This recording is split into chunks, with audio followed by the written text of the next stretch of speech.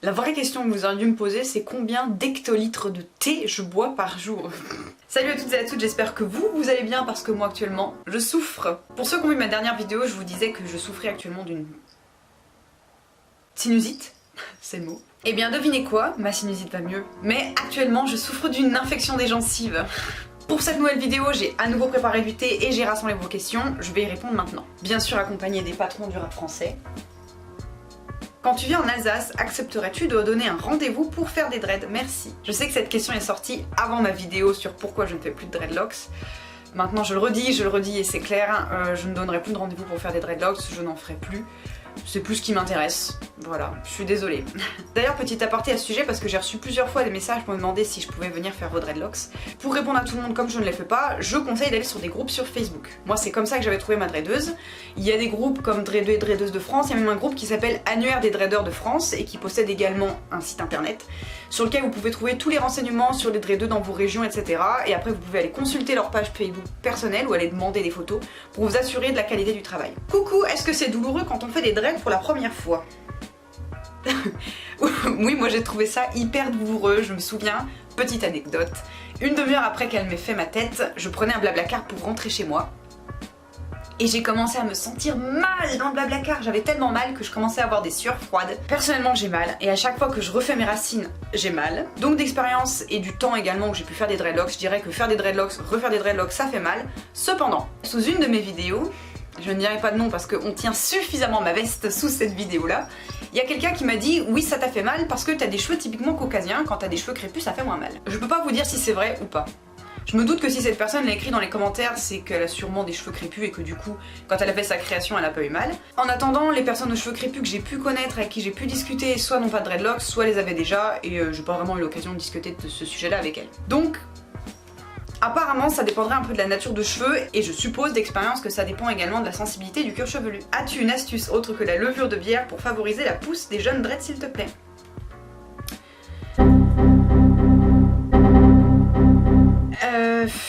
Je sais ça prend du temps parce qu'en fait je suis en train de réfléchir à la réponse en même temps que j'ai lu la question. Je connais deux techniques pour faire pousser les cheveux autres que la levure de bière. Il me semble que dans ma vidéo où je parle des soins des dreadlocks, je vous explique comment faire le masque, donc je vous la mettrai dans le petit i si vous voulez la regarder. Cependant, pourquoi j'étais en train de réfléchir au même moment où je lisais la question? L'huile de ricin ça reste une huile et j'ai peur qu'elle démêle un peu les locks, donc je dirais vraiment les toutes jeunes locks c'est pas une super idée. Peut-être à partir de 6 mois, ça me semble être un peu plus convenable. La deuxième technique étant, se masser le crâne régulièrement. C'est tout bénef, ça fait plaisir. En fait, de se masser le crâne, ça active la circulation sanguine, ce qui permet aux cheveux de pousser en meilleure santé, donc plus fort et plus rapidement. Que faire quand ça gratte trop? Ah, les démangeaisons. Personnellement, j'ai jamais eu à faire face aux démangeaisons, mais vu que je suis quelqu'un de très cool, j'ai fait mes petites recherches pour vous. Alors il s'avère qu'il y a énormément de techniques, donc je vous ai rassemblé celles qui étaient revenues le plus. Le gel d'aloe vera, à masser sur les racines, l'huile d'olive et l'huile de coco. En gros, si je tire les bonnes conclusions, il faut masser votre crâne avec des huiles ou des gels nourrissantes. Je suppose que les démangeaisons viennent en majeure partie de la déshydratation du crâne, donc vous pouvez également inclure l'huile d'ylang-ylang, l'huile d'argan, enfin bref, tout ce qui pourrait nourrir votre cuir chevelu. Pourquoi ne pas avoir fait de locks plus fines et sur toute la tête? En fait c'est une question purement esthétique. Avant j'avais pas de franges, j'avais 2 mèches libres et je trouvais que c'était plus joli comme ça. Donc j'ai laissé ça comme ça. Et puis pour la taille des dreadlocks, c'était la taille que je voulais, on en avait discuté avec ma dreadeuse, elle m'en montrait un petit peu, etc. Donc j'ai choisi comme ça me plaît comme ça, je suis satisfaite du volume que je peux avoir et du nombre de dreadlocks que je peux avoir. J'aime mes dreadlocks telles qu'elles sont, donc voilà. En dehors du fait que je suis en train de totalement les perdre, car c'est ma dernière connerie en date. Si on a les cheveux mi-longs, possibilité de locks longues, système de rajout. Oui, totalement. Moi, c'est quelque chose que je fais pas parce que c'est plutôt contraire à mes croyances et à ma spiritualité. Mais c'est totalement possible. Vous pouvez faire des rajouts de dreadlocks en cheveux naturels ou en cheveux synthétiques. Après, sur tous les locksés que j'ai pu voir, les rajouts finissent par se détacher au bout d'un moment. Alors, pas tout de suite, hein, bien sûr. En moyenne, j'ai vu plutôt au bout d'1 an et demi, 2 ans environ. Donc les rajouts ne tiennent pas pour toujours, mais je pense que plus vous privilégiez une bonne qualité et plus vous privilégierez quelqu'un qui s'y connaît en dreadlocks, plus vous aurez de chance que les rajouts durent et tiennent longtemps. Que faire pour les démangeaisons? Utilises-tu un vapeau? Si oui, que mets-tu dedans? Non, j'utilise pas de vapeau, comme dit, je fais pas face aux démangeaisons, mais pour moi, si vous voulez utiliser un vapeau, il faut de l'eau chaude et puis des huiles essentielles à l'intérieur. Voilà. Hey, est-ce que c'est normal que les jeunes locks fassent plein de boucles qui ressortent de la dread? Oui et non. Oui, dans le sens où c'est des jeunes dreadlocks, donc c'est normal qu'elles se défassent, mais non. Et encore le nom dépend de la technique que tu as utilisée pour faire la création des dreadlocks. Si c'est fait au crochet, normalement, c'est censé tenir. Et s'il y a des boucles, ça veut dire que le travail, il a pas été très bien serré. Après, ça dépend de ce que tu as demandé au dreader. Si tu lui as demandé des locks pas serrés, c'est tout à fait normal que des boucles vont ressortir. Si tu lui as demandé des locks serrés et que les cheveux ressortent quand même, il se peut que le travail n'ait pas été super bien réalisé.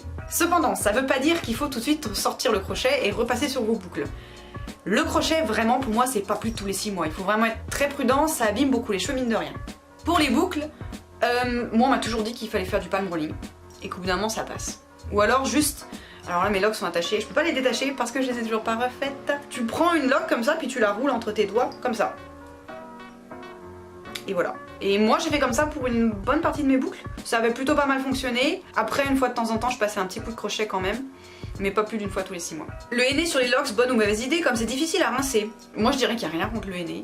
Il faudra vraiment insister pour le rincer. On m'a toujours dit que le henné c'était super bon, que ça protégeait bien les cheveux, etc. Je verrais pas de contre-indication avec le henné et les locks. J'ai vu beaucoup de locksés faire du henné, j'ai jamais vu de problème quant à ça. Quel produit de quelle marque utilises-tu pour tes locks comme shampoing? Bise. Bisous Jen, je te vois souvent dans les mentions, ça fait très plaisir. C'est prévu que je fasse une petite review là-dessus. Moi j'utilise le shampoing Honey I Wash My Hair de la marque Lush. Je le trouve absolument génial, je le crie sur tous les toits, je le recommande à tout le monde. Je le trouve formidable. Je l'achète en shampoing solide parce que je trouve qu'il est beaucoup plus facile d'application sur les dreadlocks en format solide. Tu retapes tes locks tous les combien de temps? Est-ce que c'est une attaque envers ma personne? Purée. Alors, il faut savoir que moi ça s'est passé en vraiment plusieurs étapes. Quand je les ai faites, je m'étais dit, tous les 6 mois, je me refais une petite retape des racines, mais je touche pas les longueurs. Et il faut savoir que depuis que j'ai mes dreadlocks, j'ai jamais touché aux longueurs. Et il se trouve qu'il y a une petite différence entre ce que je m'étais dit et la réalité. Peut-être que la première année, je l'ai fait 2 fois, donc une fois tous les 6 mois, j'avais bien respecté ça. Moi personnellement la retape ça me fait mal, puis ça me fait chier parce que je la fais toute seule. Donc il s'est avéré que finalement je refais mes dreadlocks plutôt une fois par an. Là actuellement ça fait un peu plus d'1 an et ça commence un peu à se voir. Mais si la question c'était pour savoir ce que moi j'en pense, je trouve que refaire ses dreadlocks entre une fois tous les 6 mois et une fois par an c'est pas mal. Ça dépend de comment vos dreadlocks se défont, ça dépend également de ce que vous trouvez esthétique. Voilà, je pense que faire plus d'une fois tous les 6 mois c'est une connerie. Si on a les cheveux bouclés, a-t-on plus de chances que nos dreads rétrécissent? Non. Je pense qu'à technique égale, c'est-à-dire si par exemple quelqu'un avec les cheveux lisses et quelqu'un avec les cheveux locksés utilise la technique crépage plus crochet comme moi j'ai pu le faire, je suis pas sûre que vous perdiez vraiment plus de longueur. En fait, pour être tout à fait honnête, je pense pas que ce soit tellement une question de type de cheveux, c'est plutôt une question de nature de cheveux. S'ils sont secs, s'ils sont plutôt fins, moi par exemple j'ai des cheveux très fins et ils sont vraiment super... comment dire, très lisses mais pas dans le sens raide, ils sont très fluides, ce qui fait que ça a été assez long de les emmêler et qu'elle a dû crocheter serré et donc j'ai perdu beaucoup de longueur. En revanche j'avais un ami qui avait les cheveux bouclés et qui avait les cheveux assez épais et plutôt secs on va dire, et ça s'est emmêlé vraiment en 2-2, il y avait limite pas besoin de faire d'efforts. Voilà, écoutez, c'est tout pour ma sélection des questions pertinentes sur les dreadlocks. Si vous avez d'autres questions, n'hésitez pas à les poser en commentaire. J'y réponds toujours avec beaucoup de plaisir, même si parfois il y en a certains qui posent des questions et j'ai déjà répondu en vidéo. Si vous avez envie de voir d'autres vidéos de ce type, n'hésitez pas à me le dire dans les commentaires ou à venir me voir sur Instagram pour me poser des questions. Petit aparté, comme l'un ou l'une d'entre vous me l'avait suggéré, j'ai ouvert un compte Utip. Qu'est-ce que c'est Utip? C'est une plateforme sur laquelle vous pouvez me soutenir. Soit vous pouvez faire des dons, mais encore plus intéressant, vous pouvez me soutenir totalement gratuitement en regardant des publicités.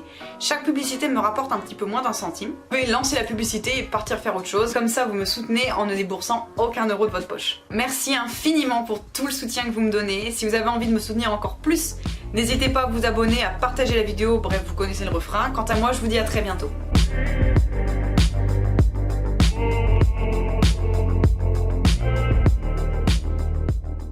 Si on a les cheveux mi-longs, possibilité de locks longues. Blah.